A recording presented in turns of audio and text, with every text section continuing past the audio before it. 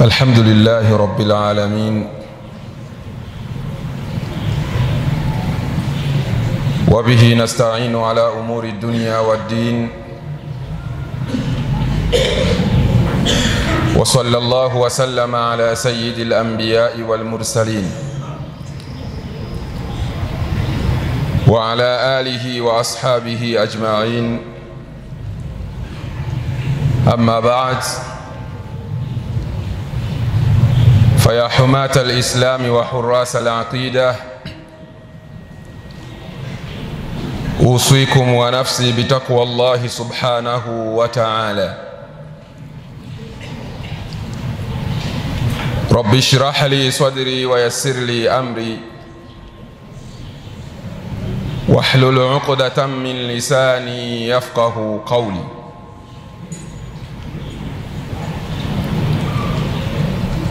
Baada ya kumshukuru Allah subhanahu wa ta'ala na kumtakia rehma kiongozi wa umma mtukufu wa daraja Mtume Muhammadin sallallahu alayhi wasallam, na wasieni pamoja na kuihusia nafsi yangu kumcha Allah subhanahu wa ta'ala. Watukufu wa Islam, bila shaka kila mmoja wetu anafahamu tumo ndani ya mwezi wa Ramadhani,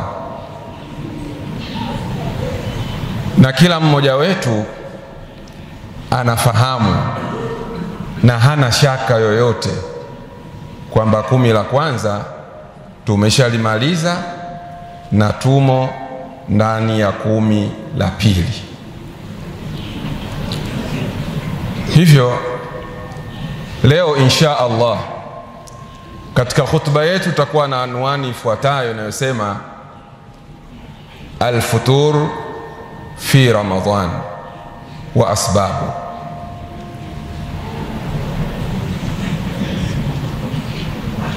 Kuchoka, kurudi nyuma ndani ya mwezi wa Ramadhani na sababu zake.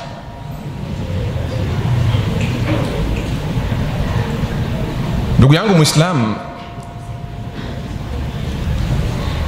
kuchoka watu na kurudi nyuma katika ibada ni ugonjwa ambao hatari umewapata wengi katika Waislamu. Kwa maana mtu anakuwa dhaifu baada ya kuwa alikuwa na juhudi kubwa katika ibada.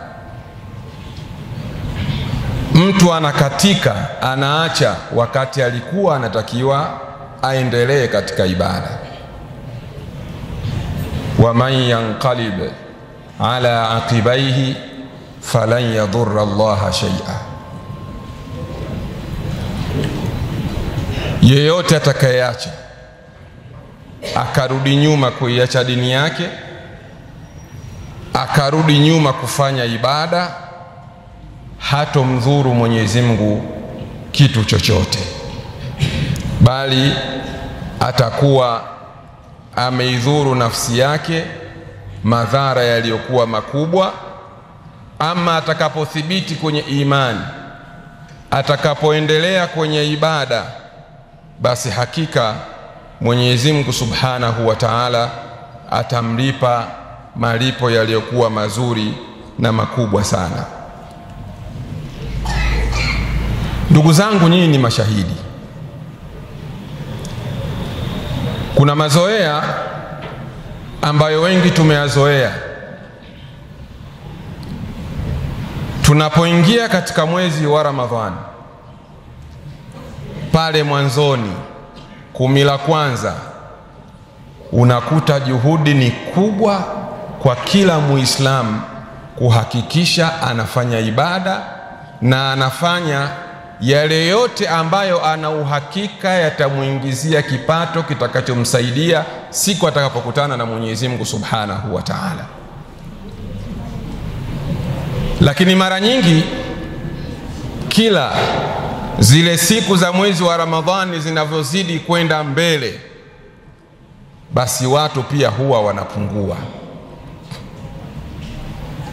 Yamekuwa ni mazoea, watu wanapungua, wanarudi nyuma.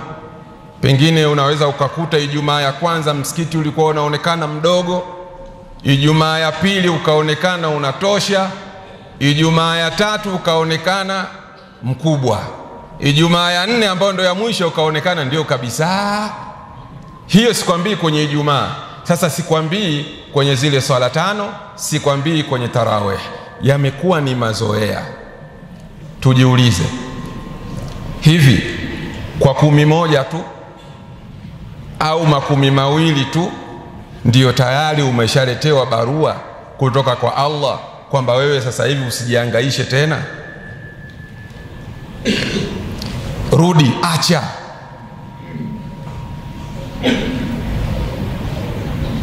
Lakini ndugu yangu, unaweza ukakuta kuna watu mara nyingine anaweza akajitahidi akaumaliza ule mwezi, lakini baada ya hapo yarji'u ila sufur, yarji'u ila tadkhin, yarji'u ila al-aghani wa ghairi dhalik.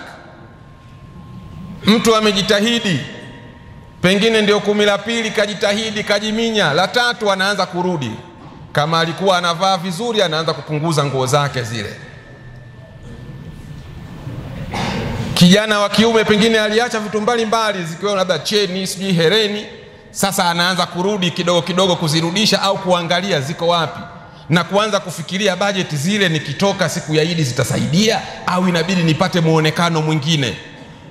Anaanza kurudi. Huu ni muonekano unaonesha kwamba namna gani watu wanarudi kwenye maasi badala ya kuwa walishamiri kufanya yaliyokuwa mazuri. Lakini pia ukiangalia, huu sio utaratibu wa Mtume sallallahu alayhi wasallam. Bwana Mtume sallallahu alayhi wasallam alikuwa yeye, zile juhudi zake kule mwanzoni zilikuwa ndio chache, kule mwishoni ndio zilikuwa ndio kubwa. Mara nyingi tunaposema ushindi sio mwanzoni, ushindi ni mwishoni. Umemalizaje? Innamal a'mal bil khawatim, mwisho wako umeumalizaje? Na ndio maana mara nyingi kila mmoja huwa anapenda kumwomba Mwenyezi Mungu kwamba Mwenyezi Mungu nipe mwisho mwema. Kule ndio kwenye kazi. Ndugu zangu, Ibn Umar radhiyallahu anhuma anasema, lau a'lam anna Allah taqabbala minni sajda, lau kama ningekuwa najua. Ibn Umar ni sahaba wa Mtume sallallahu alayhi wasallam. Anasema kama ningekuwa najua Mwenyezi Mungu subhanahu wa ta'ala amenikubalia mimi sajida, kwa maana ya swala moja au ibada moja au jambo langu moja zuri nililolifanya amenikubalia, lakana farahi bil mauti ashad min farhati al-ahli bi'audati al-ghaib. Yani mimi kufurahia kufa, furaha yangu ingekuwa kubwa zaidi kuliko hata mtu anayemfurahia ndugu yake aliondoka muda mrefu, sasa anarudi na wanaelewana vizuri. Huyu ni Ibn Umar radhiallahu anhuma. Je, wewe hata uhakika huna? Kinachokurudisha nyuma ni kitu gani? Ndugu zangu Waislamu, kukuwa ni jambo la mazoea na limezoeleka, linaonekana kila mmoja pengine hili analifahamu. Hebu tuangalie walau kwa uchache ni zipi sababu zinazopelekea watu kurudi nyuma kwenye ibada katika mwezi wa Ramadhani na pengine baada ya hapo. Sababu zipo nyingi, lakini kwa muda tunaweza tukaiangalia moja au mbili au tatu zikiwa nyingi zaidi. Sababu ya kwanza, dhaaful iman, imani kuwa dhaifu. Imani kuwa dhaifu. Kuna kipindi imani inakuwa imepanda, iko juu, si tuseme labda 5G au nini, lakini iko juu kweli kweli yani. Kuna kipindi huwa inashuka, Na hii ni kawaida, al-iman yazidu wa yankus. Imani huwa inapanda na inapungua, inazidi na inapungua. Inapanda wakati gani imani? Pale unapokuwa unajibidiisha kufanya ibada, imani inapanda. Unapoanza wewe mwenyewe kujipa wasiwasi, kuona tayari umeshamaliza kila kitu, huna haja ya kujisumbua, ngoja ni kidogo nipate starehe, kidogo nipumzike, na yenyewe inashuka. Kwa hiyo ukiona mwezi wa Ramadhani umeanza kwa juhudi, halafu wewe pengine juhudi yako inaanza kurudi nyuma, ulikuwa sala 5 unasali kwenye 10 la kwanza, baada ya hapo unaanza kupunguza, alfajiri na kupita, malasui alasiri na kupita, jua tayari imani inaanza kushuka. Ni wajibu wako wakati huo wewe kufanya juhudi za makusudi kuweza kuipandisha imani yako. Wa man yu'min billahi yahdi qalba, yoyote ambaye atakayemwamini Allah subhanahu wa ta'ala, basi Mwenyezi Mungu huwa anaupa hidayah, anaupa mwongozo ule moyo wake. Ndugu yangu Muislamu, tunajua imani si tu kusema, bali imani ya kweli ni ile ambayo inayoambatana na vitendo. Viangalie vitendo vyako, namna gani umerudi nyuma kwenye ibada zako mbalimbali ulizokuwa umezifanya. Tena mara nyingine zile ibada za lazima ambazo kuziacha kwake unapata dhambi, wewe unaamua kurudi nyuma. Kipi? Maana yake itakuwa imani yako itakuwa imerudi nyuma. Fatish an halil imani fi qalbik. Kuanzia sasa hebu ichunguza, ifuatilie vizuri hali ya imani katika moyo wako. Umefunga, umesimama, lakini vipi imani baada ya masiku haya tuliyoyamaliza ikoje? Unajisikiaje yani? Ukikuta wewe imani yako bado inakusukuma na upo vile vile na unataka juhudi, basi kwa kweli mshukuru Allah subhanahu wa ta'ala na umuombe Allah akudumishe kuendelea kufanya ibada mpaka mwisho wa maisha yako. Lakini ukikuta uta ila halika alula kabla Ramadhan, umerudi kwenye ile hali yako ya kwanza kabla ya kuingia katika mwezi wa Ramadhan, au pengine umerudi vibaya zaidi, basi inafaa kusema inna lillahi wa inna ilaihi rajiun. Ililie nafsi yako, ililie mwenyewe, kwa sababu bado umri unao, lakini pia vile vile muda wa kurekebisha, kumwomba msamaha Allah na kuendelea kufanya ili uwe katika vipenzi vya Allah unakuwa bado unao. Elewa anna Allah la yamal hatta tamallu. Mwenyezi Mungu harudi nyuma, hachoki kuwalipa mpaka nyinyi wenyewe muonekane mmechoka, sasa hamutaki. Yani ukijifanya wewe hutaki, Mwenyezi Mungu anakuacha. Lakini sio anakuacha maana yake kwamba hakulipi chochote, akufanya chochote, la. Umekataa kuswali, Mwenyezi Mungu anakuacha, lakini haina maana hupate thawabu wala dhambi. Umefanya kosa, utaendelea kupata madhambi.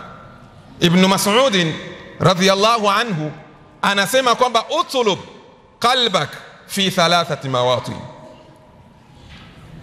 Ukitaka ujijue kidogo imani yako ikoje, hebu jichunguze, iangalie nafsi yako, uangalie moyo wako katika maeneo makubwa 3. Yani ukiwa katika maeneo hayo unaisikiaje yani? Kwanza, inda sama'il Qur'an, unaposikiliza Qur'an, yani unajisikiaje wakati unaisikiliza Qur'an? Ni makelele au unajisikia raha?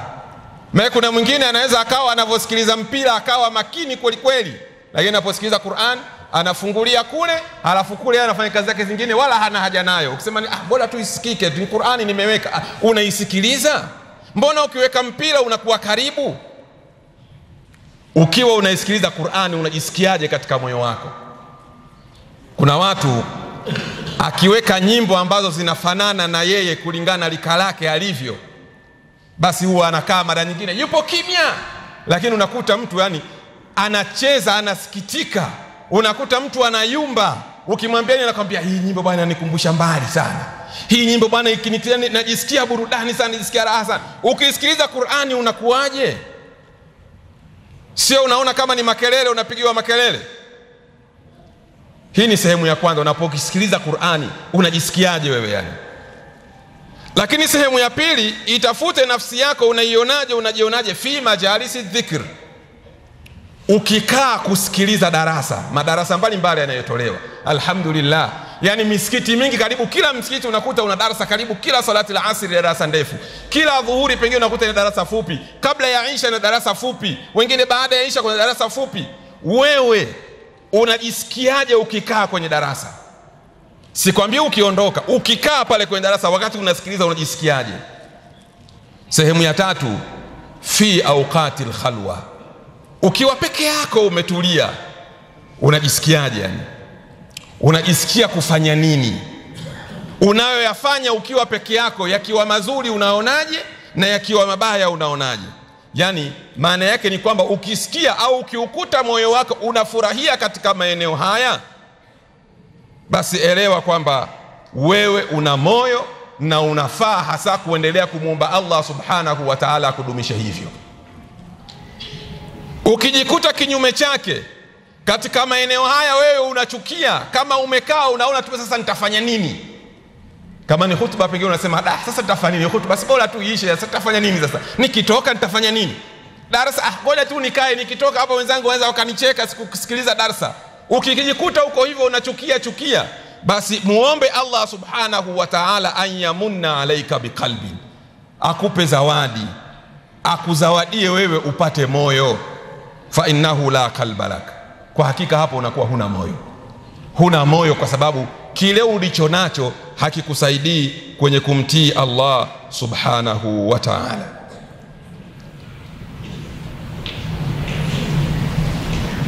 Hili ni moja kati ya mambo ambayo yanayo au ni sababu inayorudisha watu nyuma, imani kuwa dhaifu. Jambo la pili, muswahabatu dhawil himami dhaifa, kukaa na watu ambao wenye hawana umuhimu, hawaishughulikii dini. Yani yeye na mambo ya imani na mambo ya dini anaona bwana wewe tutafanya nini sasa? Ndio tushaamrishwa kwa tufanyeje sasa? Sina tufanyeje sasa? Yani yeye ndio huyu namkuta yeye pengine anakuambia bwana leo tuenzetu tukale kwanza Alwahambuyuni afu tutarudi, nani anatujua? Hii tarawih tutaswali bwana siku nyingine yoyote, kwani ndo kwanza una miaka 25. Leo unakuta wenye miaka 40, wenye miaka 80 ndio ambao wanang'ang'ana kuiswali tarawih, lakini wenye miaka 25 mpaka 35, 37, yani wao wakimaliza tu pengine ile Isha, asalamu alaykum wametoka. Tena pengine sio wametoka, wameondoka, wako nje wanaongea.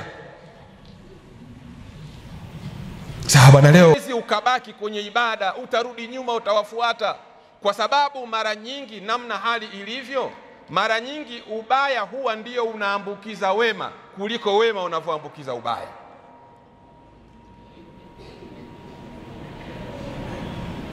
Leo kuna ugonjwa ule umetangazwa kwa maana ya unaambukiza, unaitwa nini, si mnaufahamu? Angalia kila tahadhari zinatolewa kwamba kila mtu afanye nini? Awe na tahadhari. Msipeane mikono, ukivaa muwe na barakoa, ili yule wachache, pengine unaweza kukuta kwenye kundi la watu 1000 pengine hata mmoja hakuna, kwenye kundi la watu 2000 pengine wakawepo 2 au mmoja bila hata hajijui, lakini tunaambiwa tuna tahadhari kwa sababu wenyewe unaambukiza. Kwa nini sisi wengi ambao wenye afya hatuna huo ugonjwa, kwa nini tusimwambukiza yule akawa mzima? Almar'u ala dini khalilihi falyanzur ahadukum man yukhalil. Mara nyingi mtu anakuwa yupo katika mwenendo na tabia za rafiki yake. Kila mmoja achunguze nani anamfaa kuwa rafiki yake.